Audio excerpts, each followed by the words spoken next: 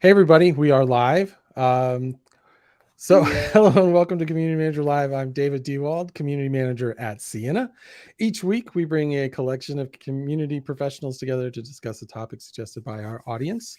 If you would like to chat along with us today, you can do so at the URL above my head and YouTube, LinkedIn, and Twitter. And if you need the links to those, again, URL up above me. I can't point to the right direction today. Uh, so go there. It's like That it's way, on your forehead, yeah, actually. it's right What it looks here. like right Yeah. now. So this week we're going to talk about hiring a community manager. And for half a second there, I thought it was just going to be me and Tim, and Mary slid in at the end. Which we really appreciate you being here today. We had some other guests lined up, but life happens. And so it's just going to be us for now. I think we will have someone that'll show up a little bit late, and we'll take late rather than not at all. So, all right, today's topic, pretty straightforward. How do you go about hiring a community manager? What should you look for in that person? What, talent, skills, both staff skills, nunchuck skills, whatever you need to get the job done. So definitely prioritize the nunchuck skills. 100%. Absolutely. Definitely. So, Mary, I will let you introduce yourself. Then we'll bounce up to Tim. I already told you who I am. So please, Mary, introduce yourself. Tell us who you are, what you are, and where you do it. Sure. So my name is Mary Thengval. I've been involved in working with and mentoring and creating developer communities for about 15 years now. I currently am the director of developer relations at a company called Camunda. We are a process automation and orchestration company. And my team includes developer advocates, which are the more technical members of the team who are producing some of the technical content and helping with passing the feedback back along to product management and other teams. And then also community management, working with the community members who are usually most engaged, both with their products as well as giving back to the community as a whole. Tim? I'm Tim McDonald, and I am the head of community at homeroom.club. Save you some searching. If you type .com in, you won't get us. But we help Web 2.5 clients with their community strategy, community platforms, and building a tech stack build for them to help them meet their goals. And like Mary, been doing this for a little bit of over 15 years now, and just have had other community managers work for me, been around a lot of community managers before, and involved some people in helping get jobs too. So. All right, I was goofing around. I put it on your forehead. You did. I noticed that. All right. You never thought getting a job or hiring for a job could be so much fun, right? That's right. Yeah, and this is a tag on to our last one. Just to come, last week we were talking about what you should look for when you're looking for a job. Please go check out that episode on YouTube, or if you're a podcast listener, it's episode 20, I think 20 on the podcast. So take a listen to that, and you can find out what you should be looking for when you look for a job. We're turning it around. It'd be great if we had some HR managers that have hired moderators and community managers, but those are few and far between, it seems. I should have hit Metaverse Mod Squad and said, hey, you guys hire a lot of people. You want to come talk about it? But I didn't think about it until like 15 minutes ago. They would have been the right people to talk to.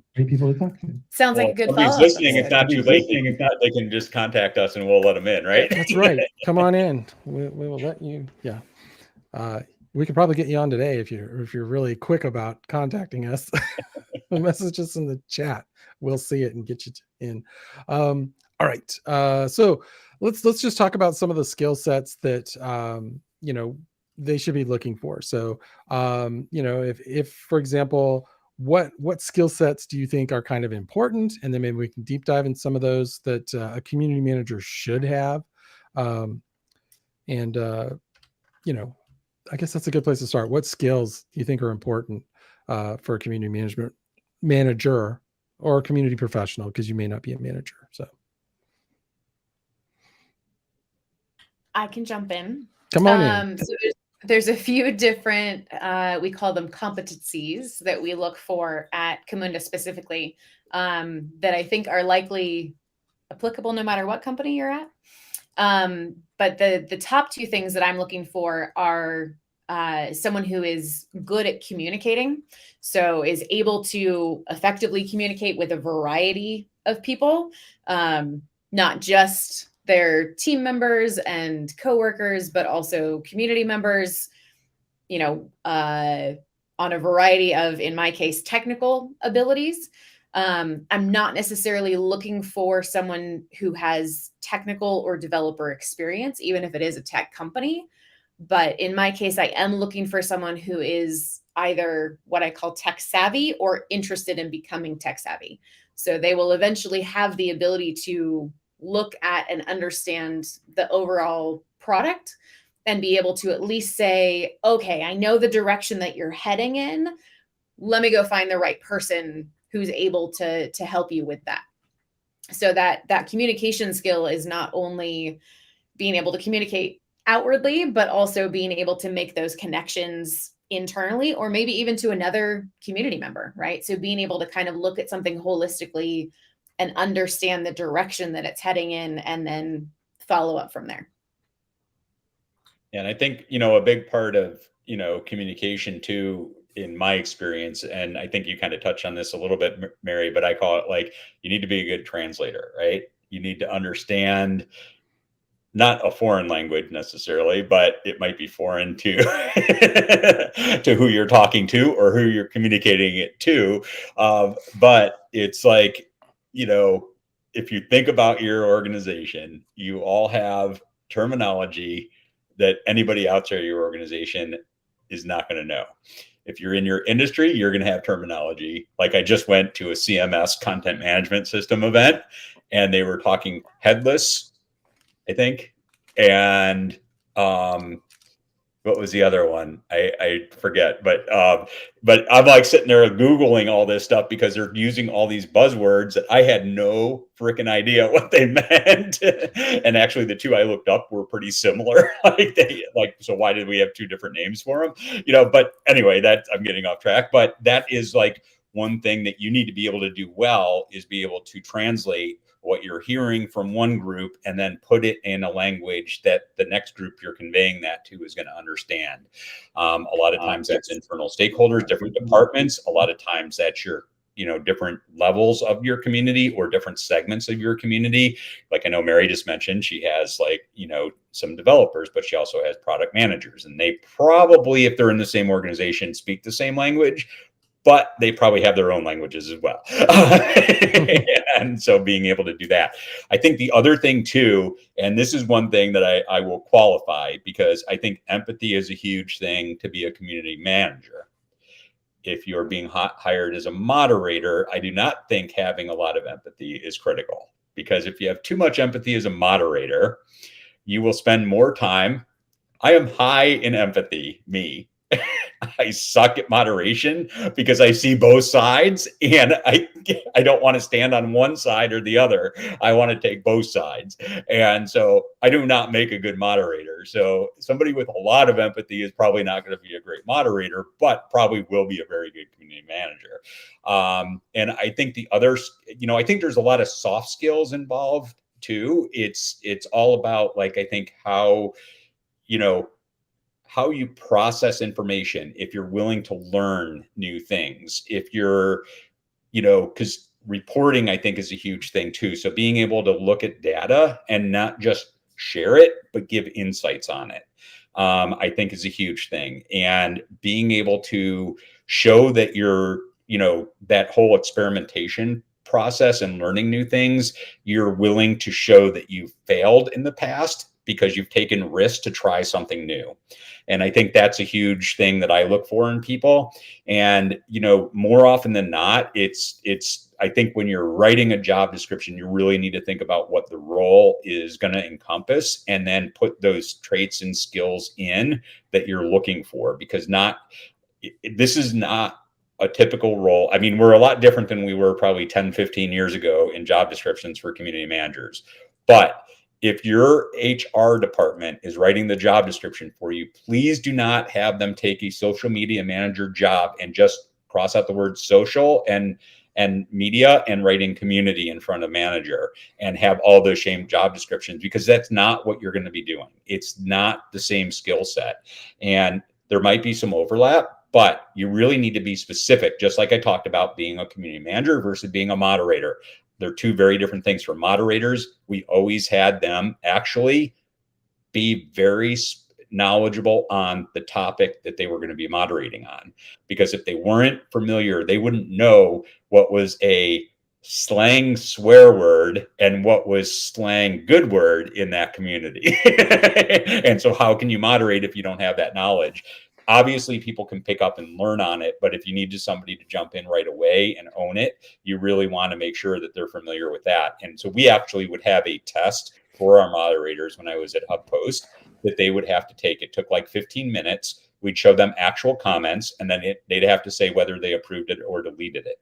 We didn't ask them to explain why, because we wanted them to go see how, one, it was a test to see how many comments you could moderate, and two, it was to see how accurate you were. And usually we were more concerned about the accuracy and less concerned about the time, but time was critically important as well. So having those types of things in place and knowing who you're looking to hire, I think are very critical. And I think, just to jump in real quick, going back to your comment about that translation element, Tim, I think there's a lot of that relates back, right? If you're a moderator, you need to be able to translate, is this person being a troll? Are they intentionally, flaming? Are they intentionally causing issues? Or is it a genuine question and they just don't know, right? Like, you need to be able to translate that. When you're talking to people internally, it's not just communicating that feedback. It's translating it between teams. It's translating it between community members. It's translating it between your own team, right? You need to be able to translate company messaging from your marketing team in a way that actually makes sense to the community and gets them excited about it.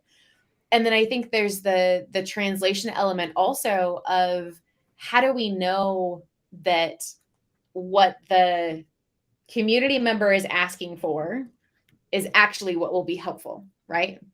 And that's something that we run into a lot, where they go, well, if you would just, add this feature or change this piece of the program, it's like, well, but that's not actually going to solve the problem that you want to solve.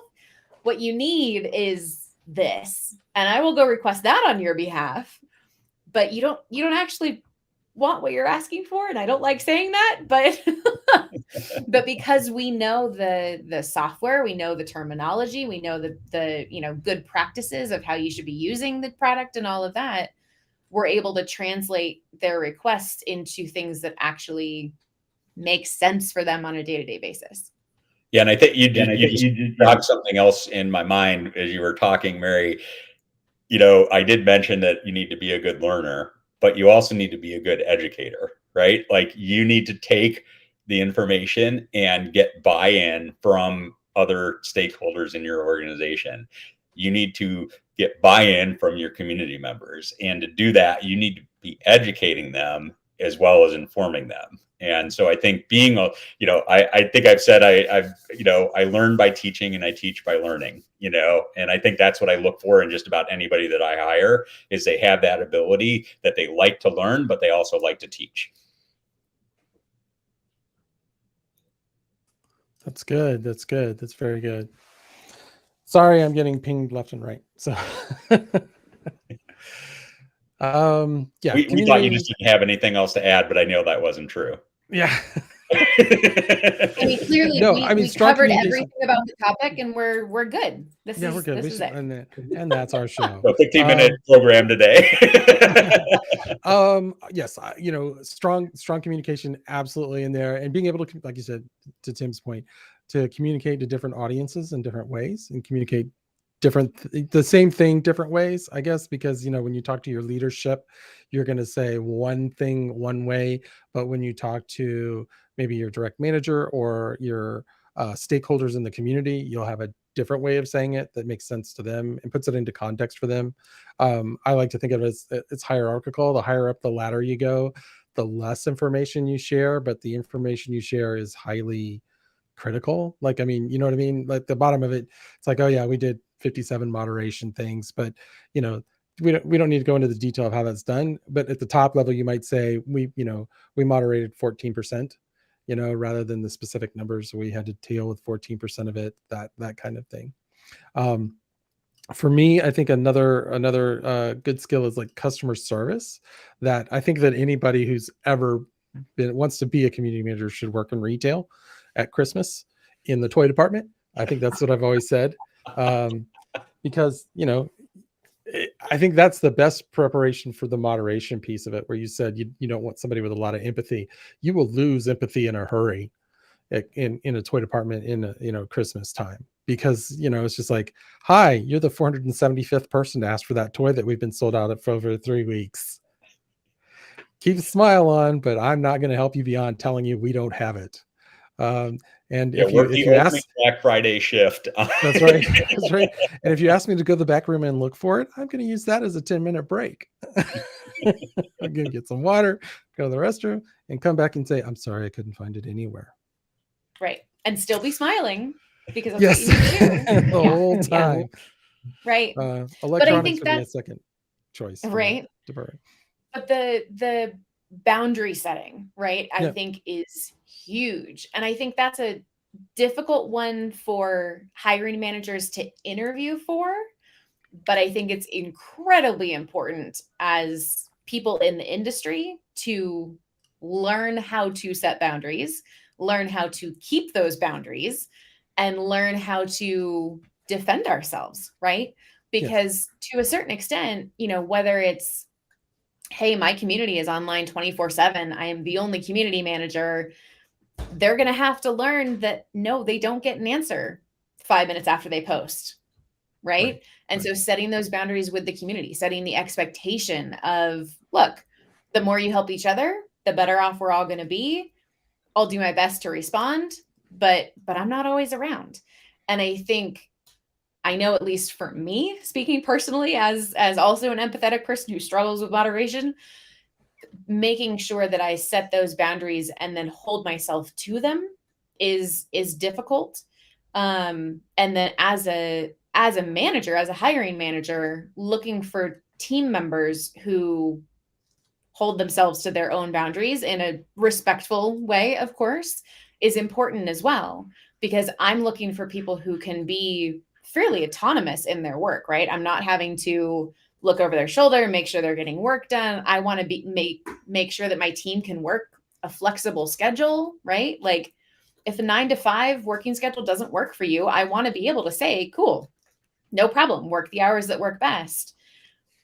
But if then I realize you've been online for the last 24 hours straight because there was a project that you really wanted to finish, or something that needed to be answered in the community, and you felt like you had to answer it right then, like that's a problem for everybody. Let's not burn yourself out, right? Let's make sure that we're able to keep those boundaries and hold those boundaries, because it's really easy to just say, oh, just one more question, or I'll leave alerts on my phone just in case someone reaches out while I'm at dinner or whatever it is, right?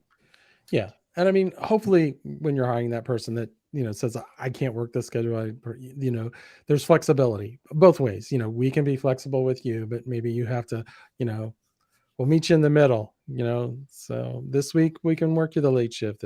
Maybe I need you a little earlier next week, or, for covering if people are out for whatever reason. Yeah, exactly. I am the sole person in my community that works as the only sole person in our community at my job, like the only one with it in his title.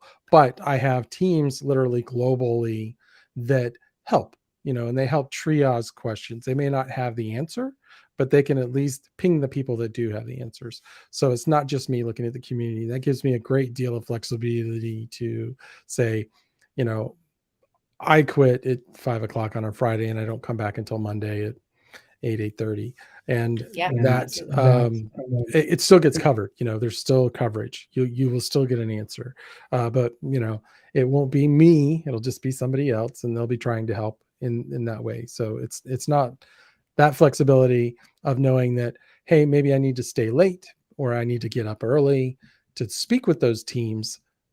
Every 2 weeks I get up at the crack of dawn and I have a meeting with our team in India, and that's just how it has to be. There's no way around it. It's the best time for them compared to the best time for me. It's late for them, early for me, and it's the only way to make it work. So Right. that's what we and that do. flexibility is important. Yeah.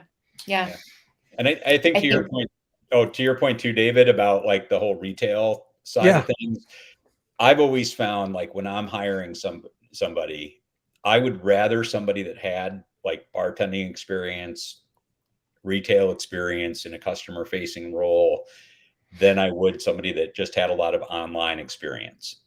And I'll say that because online, it's kind of like, I hate to say this, but we have a lot of educators in the US, especially, that have been in their roles for a long time, and they kind of get numb to what they're doing. They're not excited anymore. They don't inspire the kids. They're just doing their job, right? And when you're doing stuff online, it's a lot easier to hide behind the screen and not have to look somebody in the eyes and explain an issue or address a problem for them. And when you're a bartender or in a retail environment, you've had to prove yourself over and over again in those situations. And if you can do it in person, I know you can do it online. But if you do it online, doesn't mean that I know you can do it effectively online. Right. It's hard to detect sarcasm online. It doesn't always look like sarcasm, and that makes moderation a challenge. But having that skill set, the ability to say, okay, maybe they are, or being able to ask a question in a way that's like, are you being serious or not? You would get, because people can do that to you face to face too. You're not quite sure. You really mean that? Or are you just kind of pulling one on me? And that face to face interaction, I think, is so helpful. And like I said, any customer service experience is better than none for a community role, I think. Even if it's coffee, whatever. Yeah. Well, and I think that's an important thing for hiring managers to remember too, right? I think so often, and recruiters as well, as we're putting out a job description, it's 2+ years of experience doing this and 3+ years of experience doing this. And I think it's important, especially for a role like community management, to remember that that skill set can be acquired through different jobs. And so, sorry, snow is falling off my roof. But I don't have that problem in Tampa, Florida. Right. I'll show you the wall of snow outside my window later. It's fun. But I think, looking outside of the typical, like, okay, I'm looking for someone who has had the exact title community manager, who has had the exact title of moderator, right? Like, go look at customer support teams, go look at, for developer advocates and things, I look for like pre-sales engineers or solutions architects, right? People who are used to hopping in, solving those problems, figuring things out for people, and who have that ability to, continue to smile, even though it's frustrating, and continue to try and solve the problem, and continue to translate and continue to help the customer understand what's going on. And so I think figuring out, here's the qualities that I'm looking for and the tasks that this person is responsible for.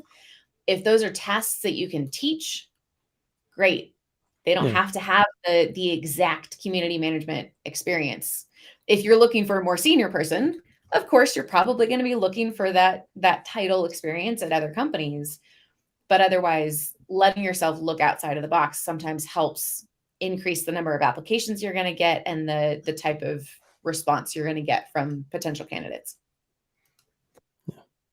How important do you think like marketing and maybe branding would be for, a community role? having that experience of maybe working within a certain guidelines for a brand. I know that companies will go through changes every few years usually, and they'll change up how their branding works. And as a community person, usually they don't take the community into account when they do that. So they'll say, oh, we're going to completely rebrand our homepage, and then like you as a community manager are like having to get in there and go, hey, what about the community? We should match the branding. We need to be part of this conversation.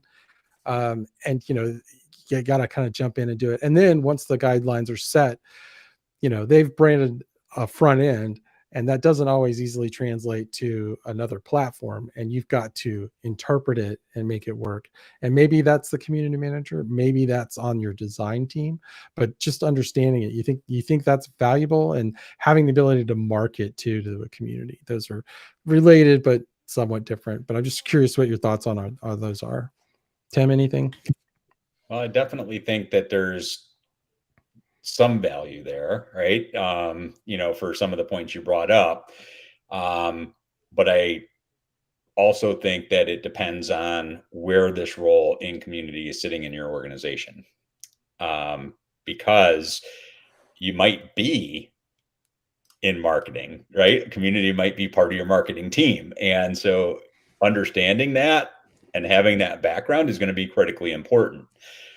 If you're more in like customer service realm or customer support realm, then probably having less of the marketing aspect and more of the customer service or customer experience is going to be more important, right?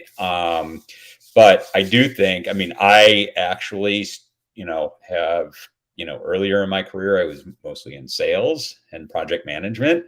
And then I got into customer service and outside sales, and then I got into marketing, and I was like doing a little bit of marketing, but it was community management too. And then I got into a strictly community role, like when I was at HuffPost, but I still use what I learned in marketing to help bring people into our community, right? Like I had nothing to do with our social media at HuffPost, but I use my personal social media to help people get into our comments and get on air as guests. And so it's understanding those concepts of how to do that outreach and how to attract people and how to find people and search for people that I think is critically important, that you might not know if you didn't have a marketing type of background, especially online marketing, I'm going to say, for most community roles. That can be very helpful. But I really do think it comes down to the type of role it is and where you sit in your company as far as how much emphasis you should put on that. I think also it's important from the community management side to understand what that branding change might mean for the members of your community, because there might be times when your community is very attached to a particular mascot or very attached to a particular colorway, or right, like, no, but this is who we are. What do you mean it's changing? And so I think even more importantly than just, hey, we need to reflect the branding of the homepage as well, the reason why you need to be involved in those conversations is because it impacts your community and it impacts how the community feels about the company. And so I think, to me, that's part of that internal education, is reminding people when you need to be a part of conversations. We had a company that I worked at years ago that had I'll call it a bad habit. I was going to say interesting habit, but it was a bad habit of releasing a new version of the product and not telling the DevRel team until that was released. And it might be a minor fix or a minor change, but it would be like, oh, hey, by the way, this got pushed today. And we were like, hello, what? Patch notes. Right. Like, this needs to be communicated. We need to give the community a heads up about this, especially when it's, oh, hey, we're making this change that technically it's a breaking change, but, it only impacts a handful of people. I'm like, yes, but that handful of people is a very loud very opinionated handful of people. Like, we Right. need a heads up. You've got to communicate that. We need to involve them in those conversations.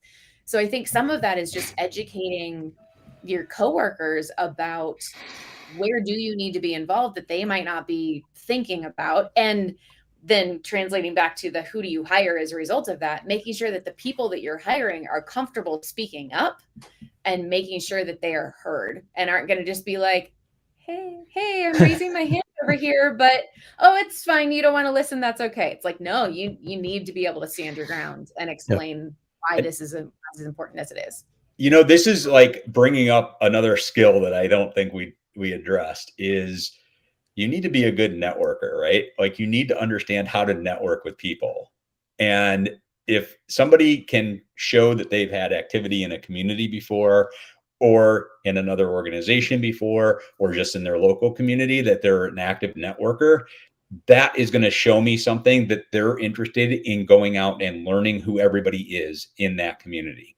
And that is so important because Mary, what you just described, and David, what you brought up is like, if you as a community manager don't know who everybody in your organization is that you need to go to and form relationships with them, you're not going to have that line of communication to have these conversations, to let them know that the community's voice needs to be heard here, or here's the input from the community with what you're doing. And you need to show to me as a hiring person that you're open to be able to network and meet new people that you don't know currently in order to do this job effectively in my organization. Yep. We're going to bring Jeremy. Jeremy made it. Hey, Jeremy. Hey, Jeremy. So we have a question from our audience that I'll toss up, and I think this is perfect timing. So Jeremy, since you don't know what we're talking about and what we've been talking about, you can just segue right into this and it'll look like it was meant to be. So in here from Mohammed, what is the key difference that he should write or say for a junior CM to get me an interview or a job? Man, that's broad. So much. Honestly, you have to stand out. You know that, and find the ways to do that. And the what you should, and I think Tim said this last week when we were talking about when you're looking at jobs, is that you should really tailor your resume to the job you're being hired for. So, I mean, that may mean 15 jobs, 15 resumes, but just make sure that when you do this, your skill set and what you're talking about matches their requirements. And be creative. If somebody says, do you have any, good dealing with the public, customer service experience? It doesn't have to be as a community manager. It can be as a barista or, retail, or it can be whatever. As long as you face to face with a customer, you can leverage that skill set. And so much of what we do as community managers and community professionals relies on so many different skill sets. And I want to throw this out there, David, okay, because yeah, it's like so important. Like your barista, like, working at Starbucks in customer service, they don't care how many cups of coffee you poured in an hour, right? They want to know tell a story about why customers always came in and asked for you to be their barista. Tell stories about how you've helped improve the customer service at that store by X% over your tenure there. Those are the skills that you want to emphasize if you're going for a community manager role, not like how effective you were at making lattes, Yeah. And if all else fails, you can have your resume printed on a cake and deliver it to their HR office. That will get their attention. Cupcakes, cronuts. No, I'm kidding. Did you have any thoughts, Jeremy, since you're here? Put you on the spot. Yeah, if Mohammed wanted to reach out to a junior CM to get an interview or a job in community management, I think job search is a combination of like networking, research, and deep knowledge of like the companies you're interested in, and then just applying. And if you do any one of those three like too much, you're going to kind of fall off kilter. And like finding a job is a full-time job. So you want to be meeting people, telling them about, asking them like, what's your day-to-day like? I would hope to be like you someday. Connect with people who have the titles that you want, and ask them where they see the gaps in your skill set. What can you do to kind of get there? And then also networking your way to referrals is like super important, because there are a lot of incentives for people to bring great people on at their companies. And I think that if you build those relationships in an authentic way and really look for advice, you can really just learn a lot. It's super fun, honestly. Like as community managers, we're all about people. And when you're building your brand and who you want to be as a professional, you can do it through conversations and like light experiments to figure out like, okay, do I actually know what this job is? Like, what are you doing each day? How do you feel when you wake up when you have this role? Because once you put a lot of work into getting the job, and then once you get the job, you actually have to do the job and like enjoy it. So Right. it's like, so networking and conversations, researching companies, and like finding a company that aligns with your values. Like, are you excited about the product? That really helps you get up in the morning and do the work. And then finally, actually applying, and that advice around a custom resume for each role. Yes, you want to be able to show those transferable skills. I worked in political organizing, government, and did the Peace Corps before moving into community management for software companies. And I had to show that, you know, when I was doing this work on political campaigns, it's the same thing. I'm rallying people around a cause, but the way different industries talk about this work is different language, and you need to use language that will tick the boxes when they're doing like behavioral based interview prompts and doing all of their reporting. So that's my hot take on career and job search. It's all through trial and error. I think every rejection, you learn something, and just don't take it personally. The worst thing that can happen is you don't get the job and people say no. But on every step of the way, if you build good relationships and you know, try to be warm, competent, an advisor, have fun, reflect, pause, write out and think about your answer, and show them how great it'll be to work with you on a project to solve their problem. Yeah. And if you don't get a job, don't be afraid to ask why. You know, just reach out and say, is there any feedback from the hiring managers or whoever you're interviewed with about things that maybe they're concerned with, that I wasn't quite there, or if it's, you know, whatever, presentation, anything. The worst they can say is no, we won't talk to you. I guess the worst is they don't reply, but you know, give them that ability to give you feedback, and maybe you can find where you were weak, maybe in the interview process, so that you can improve on. You know, I'm going to bring this back up from Andy Belfort. Andy, I'm an ex gaming community manager, and he's always interesting to hear from non-gaming CM desired skill sets. It's not much different. The moderation's a whole lot easier. You know, you don't deal with you know, gamers. You know, no one, there's less anonymity in the B2B world. In the B2C world, it's usually, you know, who you're talking to. I think that there's not that much. Obviously, gaming is its own thing, and you have to understand gamer culture, but that's it. I think that's really the only difference between gaming and non-gaming community managers. And Well, I'm and I think oversimplifying. No, but I think that's an important thing to remember, right? Like I've said for a long time, developer relations is community management for a technical community.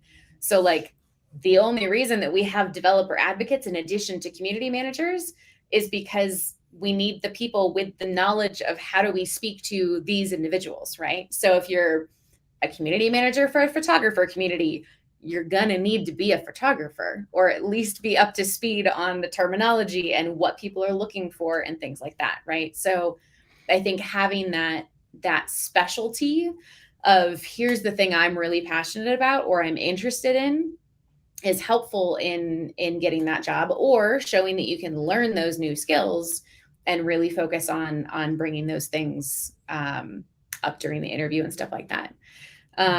I think from my perspective from the hiring manager side of things, if you're looking for a more junior community manager, and actually whoever you're looking for, whatever level you're looking for, the more specific you can be in the job description the better. Because if you can say, hey, we're looking for someone with these skills, right? This equivalent experience. Here's some of the projects you're going to initially be working on and things like that. I've found, especially recently, that helps eliminate some of the people who aren't as qualified or who thought it was a different type of role, right? Because I know when I was first looking for community manager roles, it was everything from, and Tim, you mentioned this a little bit earlier, but everything from social media to like, you work the front desk at a condo building and you're the community manager for the condos. And it's like, well, it's not what I'm looking for. Yeah. Right? Those are still prevalent here in the Tampa area. If you search everywhere. Oh yeah. Yeah. So the more specific you can be, the better it is for everybody. And to just bring up here for Andy, gaming CMs these days are more about the engagement through content, UGC, user generated content. So that, what UGC is, and, more customer service focus, and less about the customer service focus of the discipline. Yeah, they're definitely advocates internally. I agree with that. But I'll say this, Andy, it's been this way since day one. Community is the lightning rod. It's where it all starts in gaming. It started in gaming online. That's kind of where it started, and it's always a step ahead of the rest of the world. And then once the rest of the world figures out, oh, hey, wow, gaming's got this thing down pat, maybe we should try communities for our business. That's how it's always been, and I think it's how it always will be. And I see it where I am.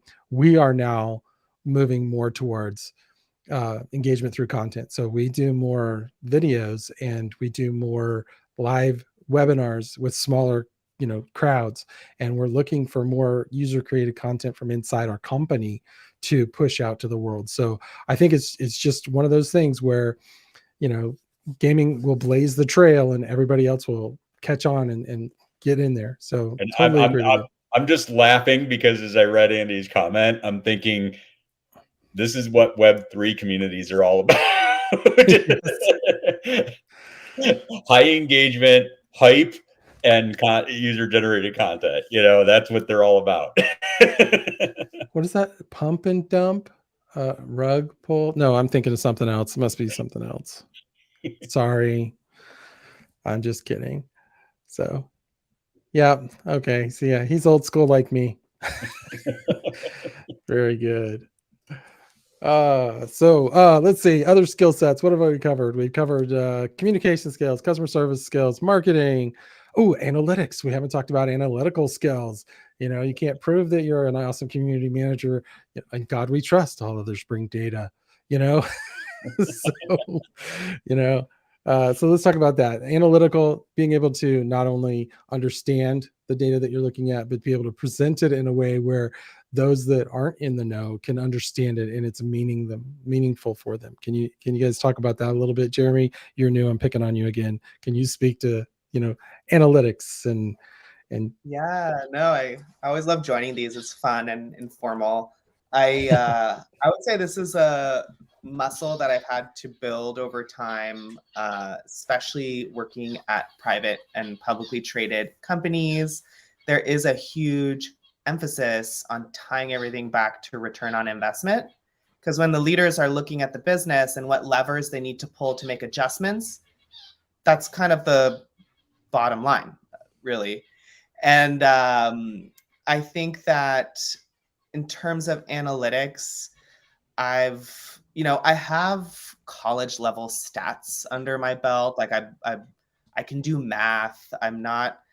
There's just a lot of solutions out there. And I think beyond just what you hope to measure, it's about being able to manage stakeholders and expectations and getting people together around and agreeing on what you're measuring at the tactical, at the community, and then at the business level. So what are you doing every day and why, and is it effective? How are your members gaining value? And then how is the business seeing an impact on the bottom line? And that takes a lot of work in itself. It's a whole skill set to translate what you're doing to every department in the company that has different goals and are also trying to show the leadership that they are impacting the bottom line, right? So how do you, one, get infused and like speak their language, speak the language of a product team, speak the language of a marketing team, speak the language of a support team or a customer success team? Again, I'm talking about software companies. And how do you take everyone along for the ride? And if you're measuring and creating dashboards and reporting on stuff, are they all clear on how you're getting those numbers and what a shift in those numbers are? What is the benchmark you hope to hit? How close are you to hitting it? These are things that you would need resources to do. And that's actually interesting. Like when you're vetting and like looking at different roles, if the team hasn't really thought about, okay, like, do we have a dedicated engineer or like a data analytics person or like even a tool in place or in mind to like centralize and like make these insights accessible to other parts of the business? Like, will your community be integrated with the system of record that tracks the customers? Will your community be integrated in like the marketing tool where they track like who's seeing stuff and who's joining? If that's not even part of the conversation, you could probably be like, oh, well, I don't know if I'm going to be set up for success at this job because nobody's going to have visibility on what I'm doing and I'm going to be in a silo. And then at some point, so it's a combination of like knowing how to do math and like knowing about numbers and like knowing about what tools are out there to help you track community engagement. And then also it's about building relationships and like getting people united around why you should track it, how to track it, and clear on like what's in it for them basically too. Again, Mohammed came back with a question. I just want to share it real quick. He wants to know if it's okay to put 3 years experience as a civil engineer and okay to mention that on a CV for a gaming community. I did answer him kind of in the chat, but I want to just share out here as well. Yes, but you can absolutely have that on there, but make sure you connect it to the requirements of the job. If they're asking for a particular skill set. And analytics is a great tie into this, right? Yeah, I know. Your That's attention to perfect. detail is, and as a civil engineer, and how many projects did you do without having an audit done on you or passing audits or something like that? I mean, those are things that are definitely transferable. Yeah, and I think gaming community. It was like a great tie-in to what we're talking about. Yeah, and being a gamer, and he says he's been a gamer since he was a kid. I think being a gamer, there is still the opportunity as a gamer to be a volunteer moderator. And yeah, you're not getting paid, but you're getting experience. And any of us that have been moderator or community managers for more than 20 years, and I can point to Rich Millington as one. He was a gaming community manager and he turned it into a business of helping other communities or other companies build communities. Rich Millington is of Fever-Bee. He was a gaming community manager as well. And so that's how we got our start, is we either built our own communities or we volunteered for someone and helped them build it. And we converted that into jobs. It's just, so there's always the possibility that you could have a day job and do this as a side thing in the evenings. There's companies like Metaverse Mod Squad. They just hire moderators, and you can probably get in entry level there and learn the moderation side of the house and either move up with them or branch out and, be a consultant. That's an opportunity too, to be a community consultant, or, work at a company like I do. I work for a giant hardware software company, and, there's plenty of places to do that. So, and I think even bringing up like, hey, I've been a gamer since I was a kid. Yeah. Here's the various chats I've been involved in. Maybe I haven't been an official moderator, but here's the things that I've observed. Here's the things that I've participated in. Here's the times when I've, helped someone else in the community, right? And being able to point back to those things, because I think just saying, oh, I'm a gamer too. It's like, well, that's great. The community and the software and the persona, but the more that you can point to the types of things that you would be doing as a part of that job, the more relevant that experience is going to be. And I think when you're looking to hire somebody, I think the important thing here, and I see this so many times, like companies are so specific about what tools they use, and then you have experience on those tools. To me, as somebody hiring, practically, I don't care as long as you can show that you have experience over a variety of tools if you've used that particular one or not. Because it doesn't matter, like, if you're managing a community platform, it really doesn't matter which one you've done before, because you know how they work. They're all right. very similar. I mean, they do have different ones. I mean, depending on what your focus is, but some are based more on forum based.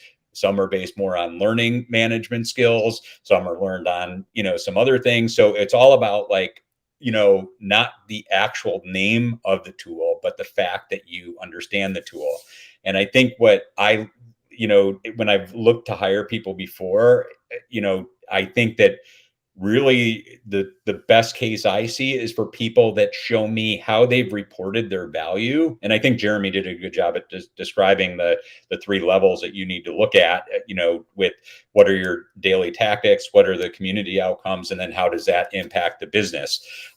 Those are, like, if you can tie that in and list that on a job description of what you're looking for, I think that's more important than the actual tool set that you're looking for. But I also think it's great to understand that I'm hiring somebody that understands not only the number values and understanding the numbers, but also how they can interpret those numbers and come up with suggestions, either why we should continue doing this, why we should stop doing this, or changes that we should make in order to see if this might make a difference in the outcome that we're getting. And I also believe that the other really critical element here is, how do you qualify, your metrics? How do you share, like, things that aren't quantifiable, and how do you get those? These are more the things that aren't going to go to your C-level, necessarily, but they're going to go to getting everybody else, the other stakeholders, your team, more engaged with what you're doing. And so I think looking for those examples, I think, on a job are more critical than you saying that you have experience with this tool. Because if you only have experience with one, I'm going to be a little bit more leery to somebody that had multiple experiences, because you're going to be so vested in just what that one tool provided, instead of showing me, like, when I first started at HuffPost, I had 0 tools to be able to use. So it was me actually creating my own reports on when I first started, because we were a startup, I did it on a daily basis. At our company now, we do reports for our clients, but internally we're a very small, scrappy startup, right? And so we don't have a tool to measure what all of us are doing. But every week we do that rosebud thorn, report, to show what we're working on, to explain what we're working on, to actually give some insights of what we need help on, what we might be able to do if we tried this. It's our chance to give ideas, but also to share what we're not doing right and why we think it didn't work right, and whether we should continue or just stop it. I think those are so much more critical to me than the tools that so many job descriptions have on them. I agree. I totally agree with that. I like to say that at the end of the day, community management is about people and relationships. So it's like content, conversations, people, Connections. is a whole skill set. But and the technology and the experience is almost secondary. So in my mind, I can learn any piece of software. I can set up any kind of report with the right support and the right team, and I can crunch numbers. Like, I can do all of that. I think the strategy piece is so essential, and you're looking for people who can touch on, like, multiple skills in one given workday and are comfortable with that, and comfortable with ambiguity too, because it is very, you never know what I kind of like about these types of roles is that you never know. There's always something new. It's like never a dull moment, and like it works for me. So it's also thinking about, okay, do you want that in a job? Like, it's not always very predictable what's going to happen. Because that's another skill. That's another skill set. Are you comfortable with being uncomfortable? Yeah, that's true. Oh yeah. We have an exercise that we do sometimes at Camunda that kind of walks through some of the elements that you might find in a job. And so we have people rank them from like, this is, you know, I absolutely have to have this in my job, to like, that's all right. And one of the items is routine. And it's funny because this is an exercise that we use across the entire company. And so the teams that like very highly value routine are sometimes at odds with the teams who are like, no, if you put routine at the very top, like we can't hire you. You aren't going to be a good fit for this role. And so it's always funny to talk to hiring managers from different teams to be like, which one is your, like, if this is at the top, this is not going to work kind of a deal. But if someone puts routine at the very top, I'm like, I don't know. Like, you're not going to be doing the same thing every day. There's going to be a couple things that you always have to do. Yeah, I was going to say there's going to be some things that are very consistent. You know, I have a post that I do on Monday. It's always on Monday, you know. But you know, after I get that post done, who knows what's next? Exactly. You know, let's go through the email and see what surprises routine and then falls off the cliff after that, right? Well, really what happens is I open my email and then it's like Easter eggs. You just never know what's going to be in the basket. So people get very passionate about community, and it can be a lot. Yeah, I do agree with Tim. I think that if you've ever worked on a community platform at all ever, then you can easily adapt to another platform. More than one is better. And there's also a risk if you get too involved in one platform that you're stuck on it. And that's kind of what happened to me. Fortunately, it wasn't bad. I was so into Jive that's kind of what I was known for. Like I was, you know, if the platform didn't do what I wanted to, I knew exactly how to develop a tool for Jive that would do what I wanted it to do. And then Jive disappeared, just almost literally overnight. You know, out of nowhere, Jive said, all right, we're shutting down. We're going to sell the external part of it over to this company. We're going to sell the internal community part of it to this company. And yeah, you just got to deal with those people now. We're out of here. And you know, the internal one, as far as I know, is still running as a Jive instance. It may not be called Jive anymore, but you know, the external part of it is gone. You know, it went to Lithium. Lithium isn't even Lithium anymore at this point. You know, they've been bought. So just have that flexibility. I will literally sign up for every new social media community platform that I can find, and or at least get a demo so that I understand what's happening behind the hood. So that I'm familiar. So if it does come up and somebody says, hey, how do I do this? Or have you used this platform? What do you know about it? I'll have an understanding of it. You know, just so that I can, you know, be able to adapt whatever I'm saying to maybe what I think the platform can do. So it's just, you know, if you can do that, you know, there's nothing, everybody will give you a demo, you know, if you ask. And sometimes you can sign up for a free account and try it for a few days. So, you know, do that too if you can, and that'll get you that kind of experience. For a new platform yesterday. There you go. So I know I felt that way when the metaverse, and I know we're almost at time, but when the metaverse was getting so much hype, I was like, I need to just get an Oculus and go into this thing and like understand how it works. Yeah, I was pretty underwhelmed, but at least I know what it is now, and like I can go into all these different metaverse, because there was like, oh, community.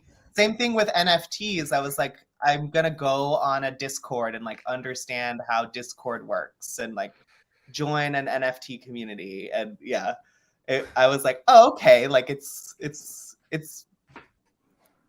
yeah. We might have to host one of these in the metaverse sometime, you know.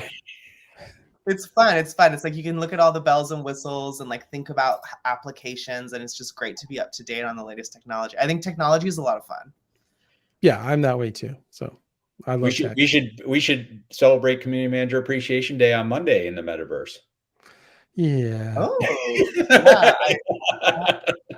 Yeah, you know me, coming up with big ideas in 2 days to plan it.